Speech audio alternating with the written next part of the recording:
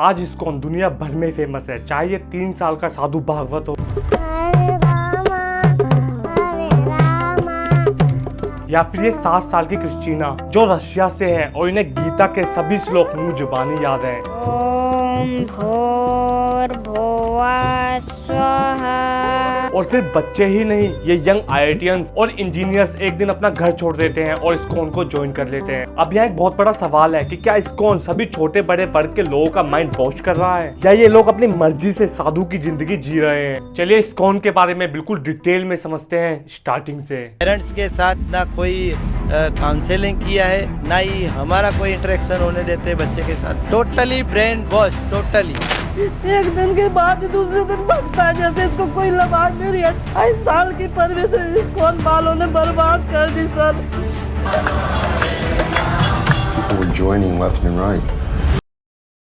1940s का time था। US के कुछ लोग अपना सर मुंडवाकर इस्कॉन डिवोटीज बन चुके थे। ये इंडियन कपड़े पहनकर रेलवे स्टेशन, एयरपोर्ट जैसी हर जगह पर हरे कृष्णा हरे रामा का जाप करते थे। लेकिन यहाँ भी एक सवाल खड़ा हो गया कि यूएस के लोगों को भगवान कृष्ण के बारे में इतना कुछ कैसे पता। ये जानने के लिए हमें थोड़ा सा पीछे और जाना पड़ेगा। साल है 1920। भक्ति वेदांता नाम के केमिस्ट्री ग्रेजुएट को उनके धार्मिक गुरु ने कृष्णा भगवान की टेक्निक्स को पूरे वर्ल्ड तक पहुँचाने का आदेश दे दिया। अब उन्होंने इस बात को इतना ज्यादा सीरियसली ले लिया कि सिर्फ 3 ही दशकों में इस्कॉन 60 कंट्रीज में अपने 225 सेंटर्स बना चुका था। जैसे इस्कॉन एक highly profit making multinational company हो। और इस्कॉन के फाउंडर श्रीला प्रभुपादा ने एक बार खुद इस बात को एक्सेप्ट किया था कि इस्कॉन की तरफ जो उनका नजरिया है वो एक बिजनेस मॉडल की तरह है। पर फिर भी ये बात सोचने वाली है कि ऐसे कैसे इस्कॉन इतना ज्यादा पॉपुलर हो गया, क्योंकि किसी भी धार्मिक इंस्टीट्यूट का इतनी जल्दी इतना ज्यादा पॉपुलर हो जाना ये कोई आसान बात नहीं है। इस्कॉन को इतना ज्यादा पॉपुलर करने में उनकी हेल्प करी इस्कॉन के सिंपल रूटीन ने।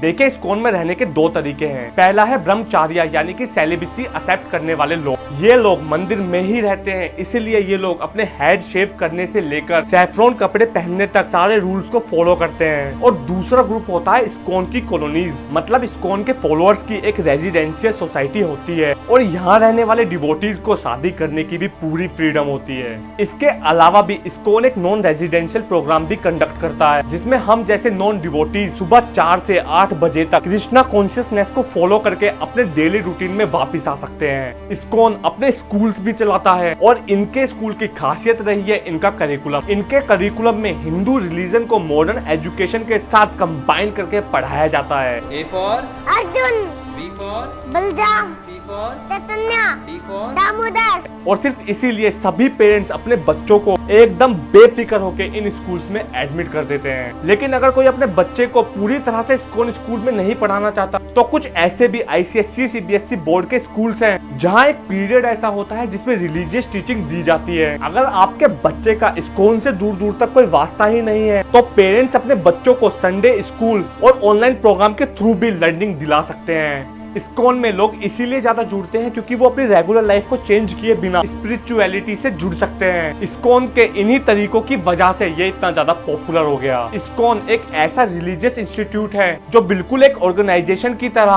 एम्प्लॉयमेंट भी जनरेट कर रहा है और मार्केट स्टैंडर्ड्स के हिसाब से डिवोटीज एम्प्लॉइज को सैलरी दी जाती है। इस्कॉन के पॉपुलर होने का एक और रीजन है और वो है इंटरेक्शन विद पीपल्स। ये एक मैक्सिकन डॉक्टर हैं और इन्होंने इस्कॉन ज्वाइन किया सिर्फ प्रभुपादा की एक किताब पढ़कर। और आज ये सिर्फ अकेले नहीं है, इनकी पूरी फैमिली इस्कॉन की डिवोटी है। अब इंटरेक्शन का पहला स्टेप होता है लोगों तक भगवत गीता को पहुंचाना और इस चीज को पूरा करते हैं इस्कॉन के डिवोटीज। इन डिवोटीज से साफ बोला जाता है कि लोगों से रेलवे स्टेशन, मेला, यूनिवर्सिटी, पार्क, पब्लिक प्लेसेस जहाँ भी भगवत गीता को बेचा जा सकता है बेचकर मंदिर वापिस आओ। और अगर मैं अपने मन की बात बोलूं तो मुझे सबसे गलत इंप्रेशन लगता है। बाकी लोगों के लिए एक पॉजिटिव इंप्रेशन हो, लेकिन मेरे हिसाब से भगवत गीता लोगों को फ्री में देनी चाहिए। मैं अभी कुछ दिन पहले मेट्रो स्टेशन के बाहर एक इस्कॉन के डिवोटी से मिला। वो मुझे बुक देकर कहता है ये 100 रुपए की है और ये 250 रुपए की है। मैंने उनसे बोला कि अगर आप भगवान कृष्ण के बारे में ज्यादातर लोगों को बताना चाहते हैं तो इस बुक को फ्री में लोगों को दो, क्योंकि ये तो एक पुण्य का काम हो गया। वो मुझसे बोलते हैं लेनी है तो लो, नहीं तो आगे चलो। मेरा ओपिनियन तो यहाँ पर यही है कि इन लोगों को ये बुक फ्री ऑफ कॉस्ट देनी चाहिए। अब कुछ लोग इसे पॉजिटिव इंप्रेशन मानते हैं और सीरियसली बोलूं तो ये पब्लिसिटी बहुत ज्यादा काम करती है। इस्कॉन आज इतना बड़ा ब्रांड बन चुका है कि यूनिवर्सिटी के फेस्ट तक में में यहाँ के गुरुओं को बुलाया जाता है और वो लोग स्टूडेंट से एक नॉर्मल यंगस्टर्स की तरह मिलते हैं, जो फिर काफी हेल्प करता है इस्कॉन की पॉपुलैरिटी में। सिर्फ इंडिया में ही नहीं, कैम्ब्रिज यूनिवर्सिटी में हिंदुइज्म स्टडी के सिलेबस में इस्कॉन एक इम्पोर्टेंट रोल प्ले करता है और यही सारी चीजें एक यंगस्टर्स को अपनी तरफ खींच लेती हैं। इस्कॉन के पॉपुलर होने का एक और जो बड़ा रीजन है वो है वर्शिप करने का तरीका। आप चाहे मंदिर में हो, रेलवे स्टेशन पर हो, ट्रेन में हो, ऑफिस में हो, चाहे ना ही क्यों नहीं रहे हो, बस आपको हरे कृष्णा का जाप करना है और आपकी पूजा खत्म। और आपने बहुत से इस्कॉन डिवोटीज को पब्लिक एरिया में एकजुट होकर नाचते हुए गाते हुए कभी ना कभी तो जरूर देखा होगा।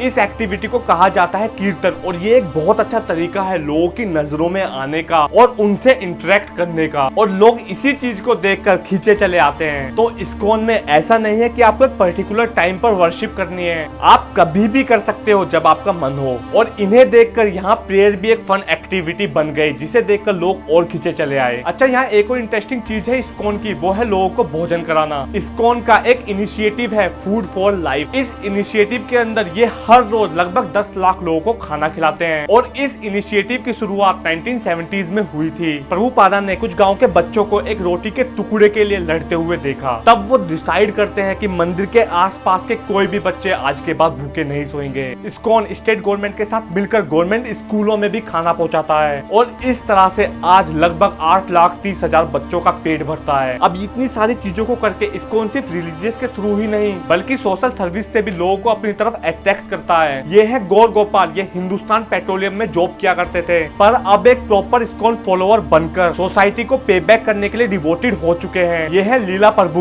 ये 12th क्लास में एक दिन सोच लेते हैं कि मुझे भगवान को ढूंढना है और अपना घर छोड़कर इस्कॉन ज्वाइन कर लेते हैं, लेकिन कुछ टाइम बाद ये वापस अपनी नॉर्मल लाइफ में चले आए। अब इसके बाद ये बीटेक करते हैं और जॉब करने के लिए यूएस चले जाते हैं, पर यूएस की फ्लैश और क्लासी जिंदगी में उनको मजा नहीं आ रहा था, तो वो फिर से यूएस में इस्कॉन की खोज में लग जाते हैं। और उसके बाद उन्हें रियलाइज हुआ कि इस्कॉन में उनको अपनी मैटेरियल लाइफ और स्पिरिचुअल लाइफ का करेक्ट बैलेंस मिल रहा है जो वो ढूंढ रहे थे। तो बस फिर वो सब कुछ छोड़कर इस्कॉन को परमानेंटली ज्वाइन कर लेते हैं। देखिए, अगर मैं अपने ओपिनियन दूं तो जिस भी इंसान को जहां भी शांति मिलती है वही उसके लिए सब कुछ है। जरूरी नहीं कि आपको इस्कॉन में ही अपने सारे सवालों के जवाब मिले, ये कहीं भी मिल सकते हैं। पर मुझे सबसे बुरी बात लगती है कि लोग अपने माँ बाप को छोड़ देते हैं और वही लोग मंदिर में घूम रहे हैं, भगवानों की पूजा कर रहे हैं। तो क्या भगवान ने ये कहा कि आप अपने माँ बापों को छोड़ दो? शायद आपके लिए आपके माँ बाप ही भगवान है। तो माँ बापों को अलग करने से अच्छा उनकी सेवा करो, क्योंकि उन्होंने भी तो आपकी सेवा करके आपको इस काबिल बनाया। अब अगर कोई मंदिर का मेंबर बनता है तो उन्हें 4 नियमों का पालन करना होगा। पहला, मांस मच्छी सब छोड़ने होंगे।